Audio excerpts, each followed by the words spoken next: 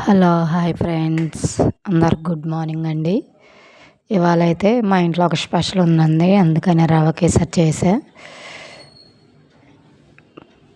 ఒక కప్పు రవ్వకి కప్పున్నర పంచదార, 3.5 cup water అయితే సరిపోతుందండి.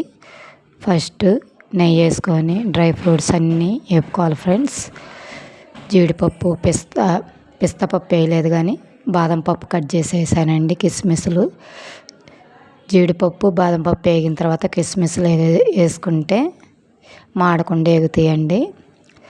తర్వాత పక్కన బాండి పెట్టుకొని ఒక దాంట్లో వాటరు, ఒక దాంట్లో నెయ్యి వేసుకొని మీడియం ఫ్లేమ్లో బొంబాయి రవ్వని బాగా వేపుకోవాలండి. వేపుకుంటే మనం రవ్వ దాంట్లో వేసినప్పుడు, ఎసురులో వేసినప్పుడు కూడా ఉండలు కట్టకుండా నీట్గా సాఫ్ట్గా వస్తుందండి. అంత వేగితే అంత మంచిదండి. వాటర్ తెల్లిన తర్వాత ఇది బాగా వేగింది కదా ఫ్రెండ్స్, మాడకుండా వేపుకోవాలి.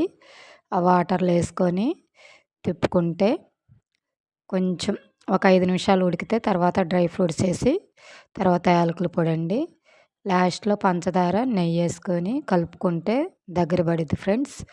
ఇష్టం ఉన్నోళ్ళు ఫుడ్ కలర్ కలుపుకోవచ్చు, లేకపోతే లేదండి.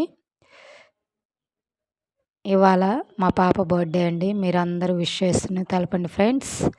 బిందుశ్రీ పుట్టినరోజు అండి, అందరూ విషెస్ని తెలపండి ఫ్రెండ్స్. శుభాకాంక్షలు తెలపండి, పుట్టినరోజు శుభాకాంక్షలు.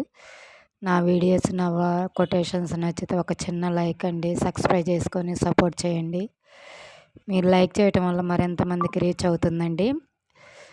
పర్ఫెక్ట్గా రవ్వ కేసరి కావాలంటే ఒక కప్పుకి కప్పున్నర పంచదార, 3.5 కప్పు వాటర్ పట్టిద్దండి.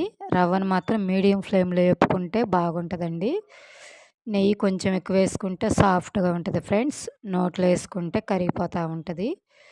ఎమ్మి రవ్వ కేసరి రెడీ అండి. ఫుడ్ కలర్ వేసాను. మీడియం ఫ్లేమ్లో పెట్టుకోవాలి ఫ్రెండ్స్, లేకపోతే అడుగంటిద్దండి. నచ్చిన వాళ్ళందరూ ఒక చిన్న లైక్ అండి, సబ్స్క్రైబ్ చేసుకోండి ఫ్రెండ్స్, సపోర్ట్ చేయండి. వర్షాలు పడుతున్నాయండి, జాగ్రత్తగా ఉండండి ఫ్రెండ్స్, బీ కేర్ఫుల్. రవ్వ కేసరి రెడీ అండి. బాయ్.